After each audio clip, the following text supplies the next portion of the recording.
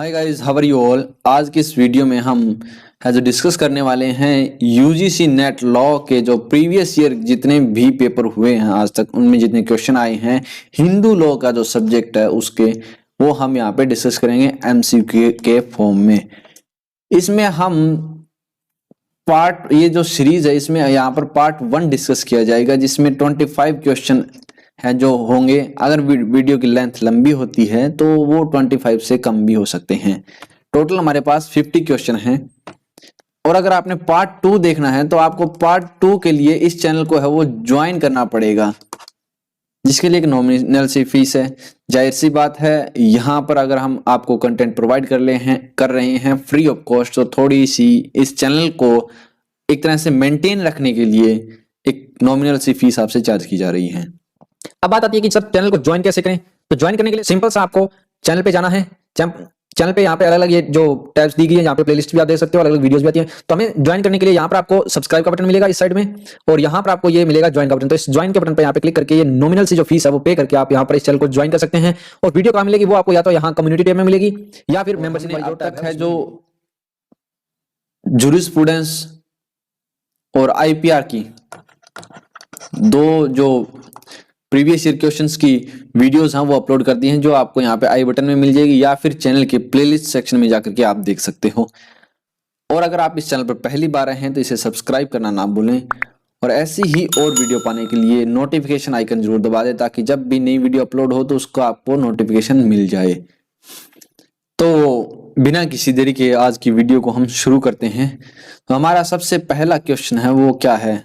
सबसे पहला क्वेश्चन कहता है कि यहाँ पर कुछ हमें ये जो पॉइंट दिए गए हैं, इनमें से कौन सा जो पॉइंट है वो डेजर्सन के रिगार्डिंग हिंदू मैरिज एक्ट के अंदर 1955 का ये एक्ट है, इसमें हिंदू मैरिज में डेजर्सन ऑफ स्पाउस के रिगार्डिंग कौन सा इसमें से ये पॉइंट है वो सही है। तो सबसे पहला पॉइंट हम देखते हैं फैक्टम ऑफ सेपरेशन। तो इसके रिगार्डिंग हमें प्रोविजन है वो मिलते हैं सारे के सारे सेक्शन 13 का जो सब सेक्शन 1 है उसमें। तो फैक्टम ऑफ सेपरेशन है वो हमें यहाँ पर एक्सप्लेनेशन के अंदर मिलेगा, जो कि सबसेक्शन 1 के क्लॉज 7 के बाद में दी गई है। उसमें यहाँ पर फैक्टम ऑफ सेपरेशन के रिगार्डिंग बात की गई है। सेकंड आता है एनिमस डेजर्डेंडी। इसका मतलब क्या है कि इंटेंशन है एक तरह की अपने जो कोहैबिटेशन है उसको परमानेंटली खत्म करने की। और थर्ड वाला पॉइंट है वो कहता है कि एक प्रेस्क्राइब्ड पीरियड है 2 साल का, वो एक पेटिशन है जो फाइल करने से पहले वहां पर बीत जाना चाहिए, must have passed। ठीक है, तो ये कौन से सेक्शन में है? ये है 13 के सबसेक्शन 1 के क्लॉज आई बी में, यानी कि क्लॉज 1B कह लें या IB कहें, उसमें दिया गया है। फोर्थ वाला कहता है कि विद रीजनेबल कॉज। तो विद रीजनेबल कॉज का यहां पर कुछ नहीं होता। रीजनेबल कॉज से अगर वो अलग हो रहे हैं तो वहां पर ऐसी कोई पटिशन वगैरह नहीं होगी। लेकिन without the consent of the petitioner, ये कौन से में है? ये 13 की एक्सप्लेनेशन है, जो ऊपर वाली एक्सप्लेनेशन उससे पहले एक एक्सप्लेनेशन आती है उसमें बिना कोई रीजन, बिना किसी कंसेंट के, अगर पटिशनर की कंसेंट के बिना दूसरा स्पाउस है वो अलग हो जाता है तो वो उसके संबंध में यहाँ पे डेजर्सन के रिगार्डिंग सही होगा। तो इसमें कौन कौन से सही हैं? यहाँ पर ये हमें 4 ऑप्शन दिए गए हैं। ऑप्शन नंबर 1, 2, 3 और 4। तो ये है A, B, C और D नहीं है हमारे पास, तो D इसमें भी है, इसमें भी है और इसमें भी है। तो यहाँ पर ऑप्शन नंबर 3 बचता है। तो ये option number 3 is the right answer. 2022 अक्टूबर में ये क्वेश्चन आया हुआ है। नेक्स्ट क्वेश्चन आता है नंबर 2। इसमें 2 स्टेटमेंट हमारे पास हैं। स्टेटमेंट पहली क्या कहती है कि एक चाइल्डलेस मदर है वो एंटाइटल है to claim the maintenance under Hindu adoption and maintenance act 1956 में। और दूसरी स्टेटमेंट क्या कहती है कि इस Hindu adoption and maintenance act के अंदर अगर एक सन अडॉप्ट किया जाता है तो वहां पर अडॉप्टिव फादर है या मदर है, उसके पास में क्या नहीं होना चाहिए? एक तो हिंदू सन नहीं होना चाहिए, एक सन बेटे का बेटा नहीं होना चाहिए, या फिर बेटे के बेटे का बेटा यानी कि पड़पोता, चाहे वो लेजिटिमेट ब्लड रिलेशन के थ्रू हो या फिर अडॉप्शन के थ्रू हो। वो उस टाइम जिस टाइम वो अडॉप्शन ले रहे हैं वो नहीं होना चाहिए। ठीक है, तो इसमें से कौन सी जो स्टेटमेंट है वो सही है? यहाँ पर ये जो दोनों की दोनों स्टेटमेंट है वो करेक्ट है। तो फर्स्ट वाली स्टेटमेंट है वो कौन से सेक्शन में दी गई है? ये दी गई है सेक्शन 20 का जो सब सेक्शन 3 है उसमें। और सेकंड वाली स्टेटमेंट है वो हमें मिलती है सेक्शन 11 के क्लॉज आई में, जहां पर हमें अदर कंडीशन वैलिड अडॉप्शन के लिए दी गई हैं, उसी में से ये पहली कंडीशन होती है। आई होप कि आपको ये समझ में आ गया होगा। 2022 अक्टूबर में आया है। नेक्स्ट क्वेश्चन नंबर 3 क्या कहता है कि एक बच्चा है वो पैदा हुआ है किससे? वॉइड हिंदू मैरिज से। वो लॉ की नजरों में क्या वो इलेजिटिमेट होगा, लेजिटिमेट होगा, या फिर इलेजिटिमेट होगा हैविंग नो राइट इन एंसेस्ट्रल प्रॉपर्टी, या फिर वो लेजिटिमेट होगा लेकिन यहां पर पेरेंट्स की जो प्रॉपर्टी है, सिर्फ पेरेंट्स की प्रॉपर्टी, वहां तक उसके अंदर इनहेरेंट लिमिट्स राइट होंगे, उसके पास लिमिटेड राइट होंगे। तो ये है जो कौन से सेक्शन में दिया गया है? ऑप्शन नंबर 4 है वो राइट होगा। सेक्शन 16 का जो सब सेक्शन 3 है उसमें यहाँ पर दिया गया है। तो option number 4 is the right answer. यहाँ पर वॉइड मैरिज है वो कौन से सेक्शन में है? सेक्शन 11 में। कौन सी कंडीशन है? 5 की 1, 4 एंड 5, ये 3 कंडीशन अगर कोई व्यक्ति फुलफिल नहीं करता है तो वो यहां पर क्या होगी? वॉइड मैरिज होगी। नेक्स्ट क्वेश्चन आता है question number 4, restitution of conjugal right have its genus under the following law. यहाँ पर 4 लॉ दिए गए हैं, इंग्लिश, इंडियन, ज्विस और स्वीडन्स। इनमें से कौन से लॉ से हमें है जो ये कंसेप्ट मिलता है? ये कंसेप्ट हमें मिलता है इंग्लिश लॉ और ज्विस लॉ से। यहाँ पर 2 ऑप्शन है जो इसके राइट हैं। अक्टूबर 2022 में ये क्वेश्चन आया था, बाद में आंसर की में ये दोनों के दोनों ऑप्शन है, जिसने भी लगाए हो, कोई भी एक लगाया हो तो वो उसका करेक्ट माना गया है। क्वेश्चन नंबर 5, क्वेश्चन नंबर 5 क्या कहता है कि जब एक अनमैरिड वुमेन अडॉप्ट करती है एक बच्चे को और बाद में उसके अडॉप्शन के बाद में यहाँ पर मैरी कर लेती है, शादी कर लेती है, तो जो व्यक्ति जिससे वो बाद में मैरिज करती है वो उस बच्चे का क्या लगेगा? क्या वो अडॉप्टिव फादर होगा उस बच्चे का, स्टेप फादर होगा, नेचुरल फादर होगा, या फिर वो या अडॉप्टिव या स्टेप, कौन सा होगा इन दोनों में से? तो ये इसके रिगार्डिंग जो प्रोविजन है वो हमें मिलते हैं सेक्शन 14 में, हिंदू अडॉप्शन एंड मेंटेनेंस जो एक्ट है उसमें। तो यहां पर इसके रिगार्डिंग कौन सा सेक्शन दिया गया है? इसके रिगार्डिंग हमारे पास में है सबसेक्शन 4। सबसेक्शन 4 कहता है कि ये जो व्यक्ति होगा ये उस बच्चे का स्टेप फादर लगेगा।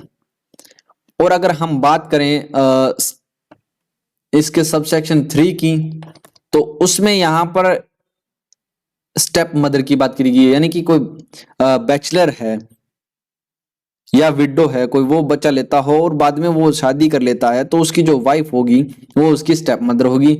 सेकंड वाले में क्या कहता है? सेकंड वाले में कहता है कि जहां पर एक व्यक्ति की एक से ज्यादा वाइफ है तो उस केस में कोई अडॉप्शन किया जाता है तो वहां पर जो सीनियर मोस्ट होगी वो उस बच्चे की क्या होगी? अडॉप्टिव मदर होगी, और बाकी की क्या होगी? स्टेप मदर होगी। फर्स्ट वाली अडॉप्टिव मदर, बाकी की स्टेप मदर होंगी उसकी।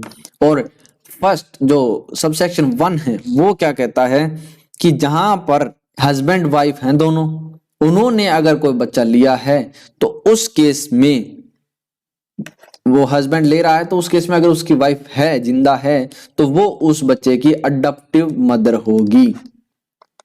आई होप कि आपको सेक्शन 14 है वो क्लियर हो गया होगा। एक सेक्शन यहाँ पर एक क्वेश्चन में हमने ये पूरा सेक्शन कवर कर लिया। तो ऑप्शन नंबर 2 है वो इसका राइट होगा। क्वेश्चन नंबर 6 क्या कहता है कि यहां पर कौन सा एक ग्राउंड नहीं है डाइवोर्स का वाइफ के लिए? कौन से सेक्शन में? 13(2) सबसेक्शन 2 में। याद रखना, सेक्शन 13 का सबसेक्शन 2 हिंदू मैरिज एक्ट, जहां पर स्पेशल वाइफ के रिगार्डिंग है, वाइफ के लिए यहाँ पर डाइवोर्स के रिगार्डिंग जो ग्राउंड दिए गए हैं उनमें यहां से कौन सा ऑप्शन है वो वाइफ को नहीं है। तो यहाँ पे हमारे पास 4 ऑप्शन दिए गए हैं। पहला क्या है? Pre act bigamous marriage of husband. ये कौन से सेक्शन में है? ये है 13 के सबसेक्शन 2 के क्लोज आई में है। ठीक, ये तो आ गया, इसमें है। सेकंड वाला रेपुडिएशन ऑफ मैरिज है, ये 13(2) के 4 नंबर वाले क्लोज में है। और क्रुएल्टी बाय हस्बैंड है, ये 13(1) आई ए में है, यानी कि 13 का सबसेक्शन 1 क्लॉज आई ए या कह लें या 1A में है, वो उसमें दिया गया है। और हस्बैंड जहां पर गिल्टी हो जाता है किसी भी रेप, सोडोमी या बेस्टिलिटी का ऑफेंस का, तो उस केस में ये 13(2) का क्लोज 2 है वो यहाँ पे लागू होगा। तो यहाँ पे 13(2) में ओनली ये जो है 1, 2 और 4 ये वाइफ के लिए प्रोवाइड है, लेकिन क्रुएल्टी वाला है वो 13(2) में प्रोवाइड नहीं है, लेकिन वो उसके 13 के सबसेक्शन 1 आई ए में प्रोवाइड किया है। तो यहाँ पे ऑप्शन नंबर 3 क्या होगा, राइट होगा। यहाँ पर हमें क्या पूछा गया है, नोट। नेक्स्ट क्वेश्चन की तरफ चलते हैं, क्वेश्चन नंबर 7। यहाँ पे हमें लिस्ट दी गई है, प्रोविजंस हैं और सेक्शन है, उनको मैच करना है। सबसे पहले आता है हमारे पास वॉइड मैरिज का। वॉइड मैरिज हमें दी गई है सेक्शन 11 में। सेक्शन 11 में हमें एक और सेक्शन की जरूरत पड़ती है, वो है सेक्शन 5। सेक्शन 5 का जो क्लोज 1, क्लोज 4 और क्लोज 5, ये तीन जो क्लोज हैं, अगर ये कंडीशन है सेक्शन 5 वाली फुलफिल नहीं होती, तो उस केस में ये जो मैरिज होगी वो क्या होगी, वॉइड होगी। तो 1 क्या कहता है, लिविंग स्पाउस यानी कि बाइगैमी के रिगार्डिंग, और 4 कहता है प्रोहिबिटेड डिग्री के रिगार्डिंग, और 5 कहता है स्पिंडास के रिगार्डिंग। ठीक, आई होप कि आपको ये क्लियर हो गया होगा। नेक्स्ट आता है divorce by the mutual consent. तो ये 13B है। 13B की पिटीशन फाइल होती है दोनों पार्टीज के द्वारा म्यूचुअली, और यहाँ पर 6 महीने का एक टाइम पीरियड है जो 2 मोशन में पिटीशन चलती है। फर्स्ट के बाद में 6 मंथ का जो गैप दिया जाता है बीच में सेकंड मोशन के लिए, तो आप उस 6 मंथ का पीरियड है ये जो मैंडेटरी नहीं है, ये है अगर आप चाहें तो 6 महीने से पहले भी सेकंड मोशन वाली जो पिटीशन है वो यहाँ पर करवा सकते हो। यानी कि फर्स्ट मोशन लागू हुआ, पिटीशन हमने फाइल की, उसके 6 महीने तक इंतजार करने की जरूरत नहीं, आप उससे पहले भी अपनी है जो डाइवोर्स करवा सकते हो, अगर जहां पर हमें ये लगता हो कि यहाँ पे कोई पॉसिबिलिटी नहीं है रेस्टिट्यूशन की, तो उस केस में। नेक्स्ट आता है मेंटेनेंस पेंडेंट लिट है, जो वो कौन से सेक्शन में है, वो है section 24 of the Hindu marriage act.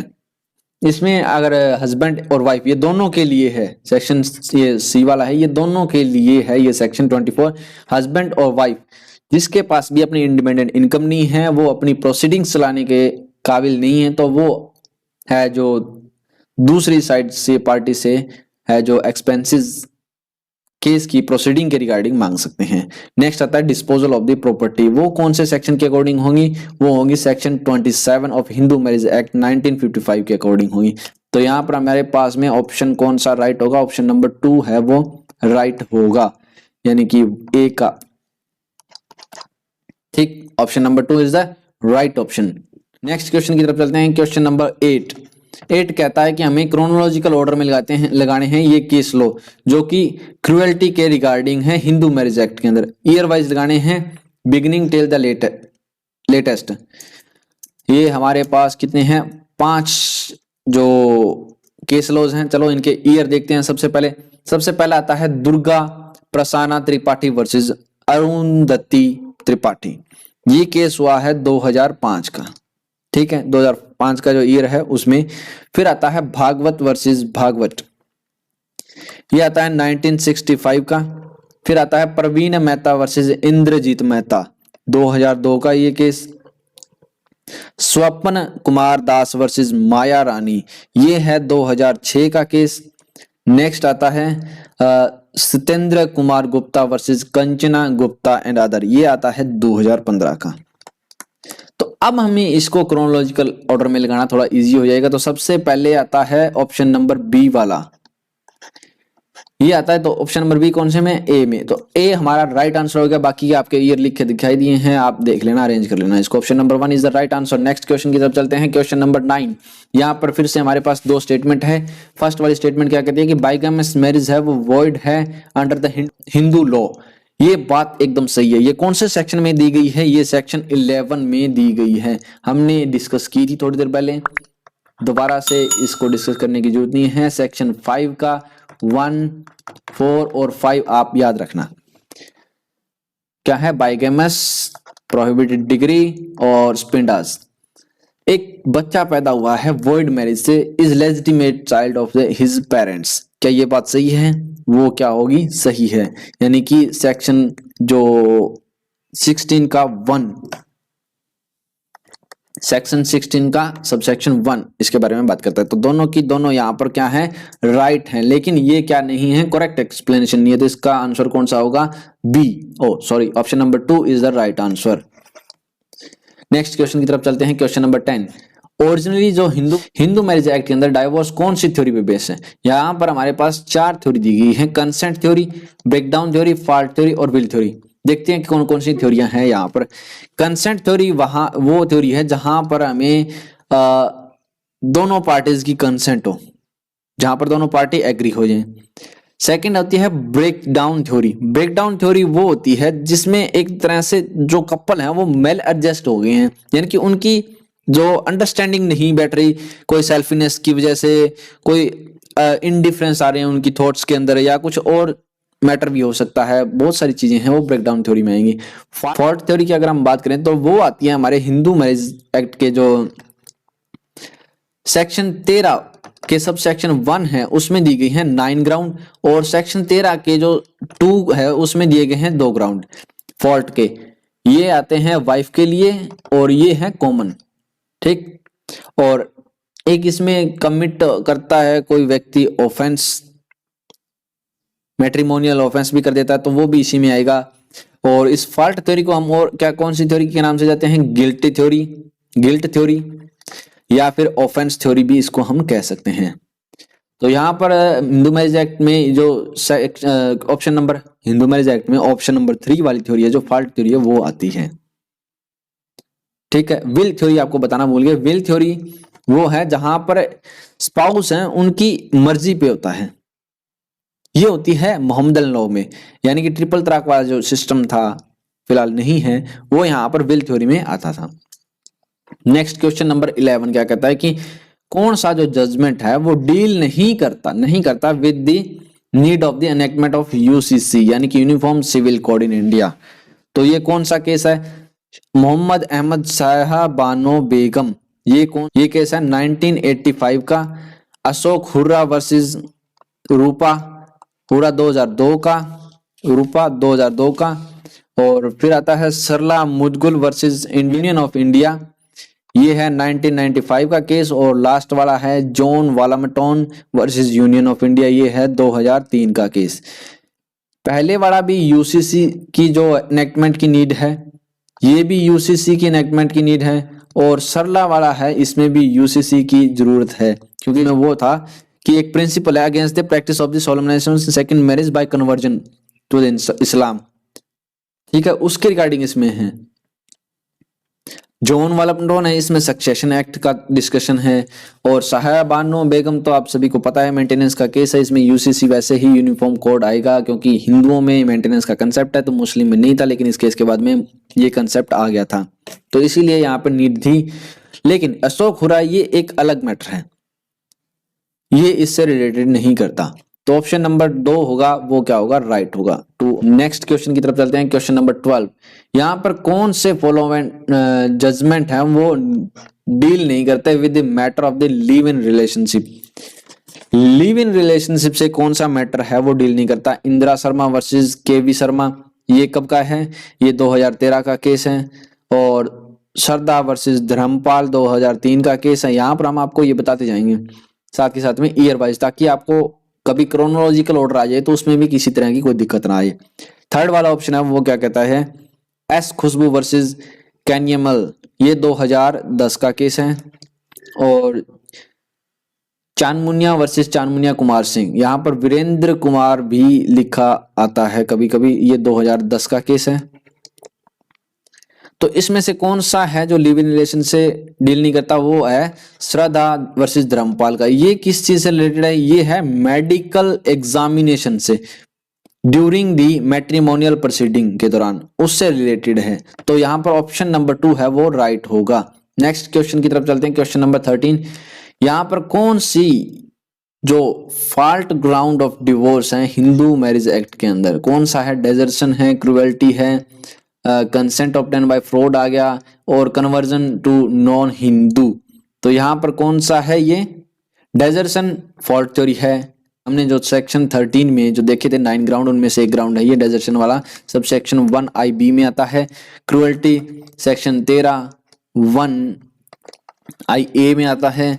और कंसेंट बाय फ्रॉड है, ये कौन से में है, सेक्शन 12 का जो 1C में है, वॉइडेबल मैरिज के रिगार्डिंग जो सेक्शन है उसमें आता है। तो ये यहाँ पर नहीं होगा, ठीक है, यानी कि ऑप्शन नंबर 3 इसमें नहीं होगा। और कन्वर्जन हिंदू वाला है, ये कौन से में है, 13 का जो 1 का क्लोज 2 है उसमें, conversion to non Hindu reason, ये आ गया इसमें डी वाला।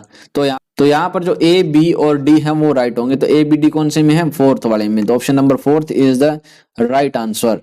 नवंबर 21 का था ये क्वेश्चन। नेक्स्ट क्वेश्चन नंबर 14 की तरफ चलते हैं।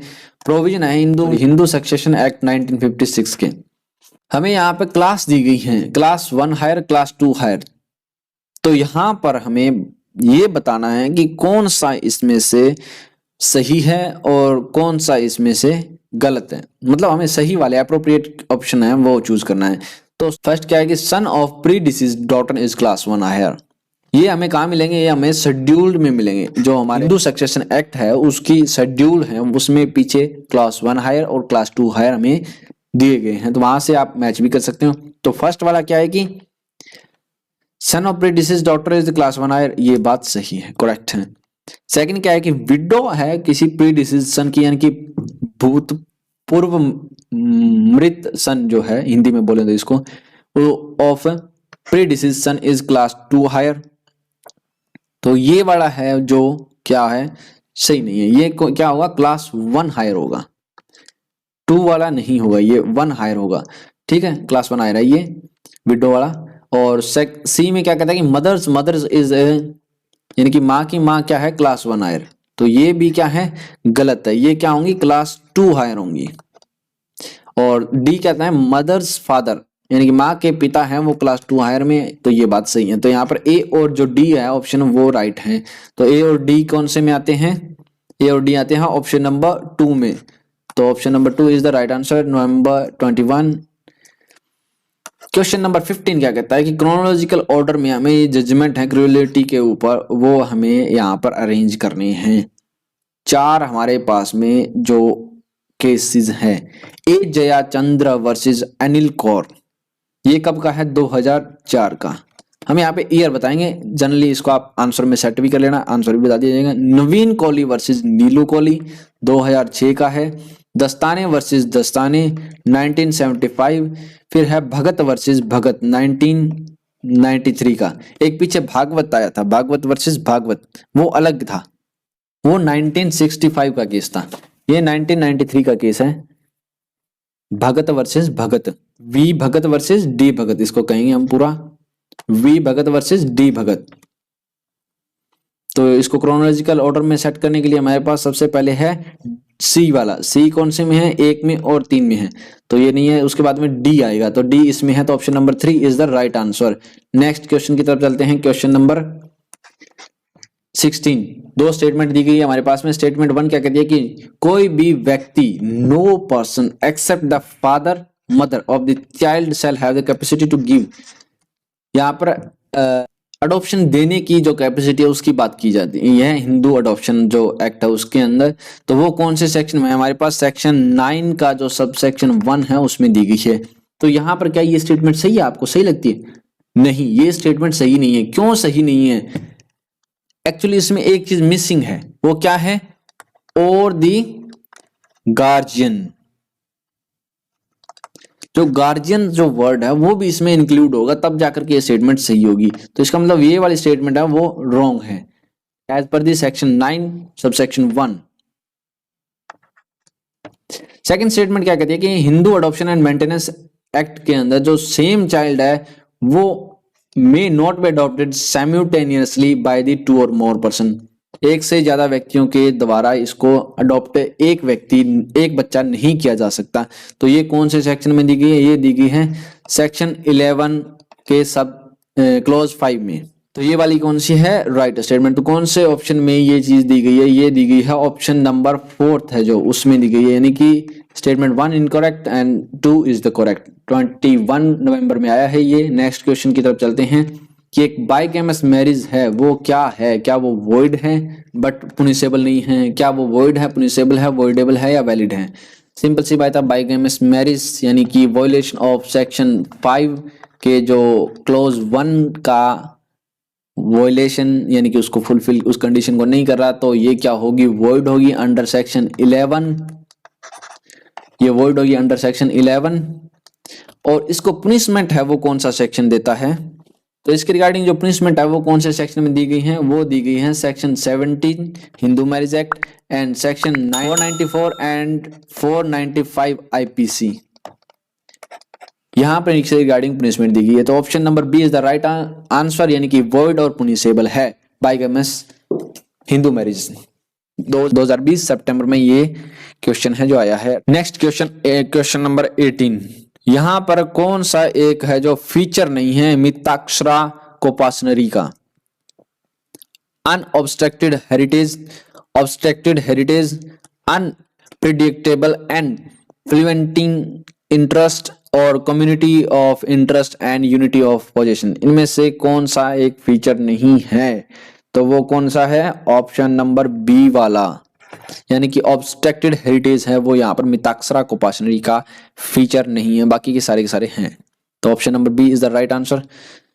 नेक्स्ट क्वेश्चन नंबर 19 की तरफ चलते हैं कि रूल है relating to this pinda relationship से, जो कि कौन से प्रिंसिपल पर हैं जो बेस्ड हैं, एंडोगेमी, पॉलीगेमी, पॉलीएंड्री और एक्सोगेमी।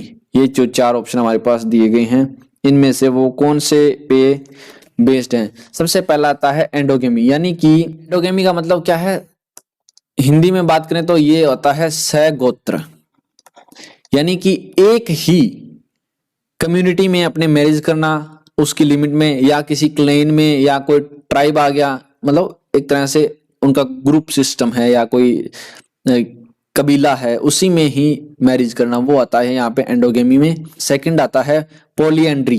पॉलीएंड्री क्या है कि जहां पर एक से ज्यादा, एक औरत एक से ज्यादा व्यक्तियों से मैरिज करती है, वो आता है पॉलीएंड्री में। और पॉलीगेमी में जहां पर एक से ज्यादा एक आदमी औरतों से शादी करता है, यानी कि एक से ज्यादा उसकी वाइफ है, वो आता है पॉलीगेमी में।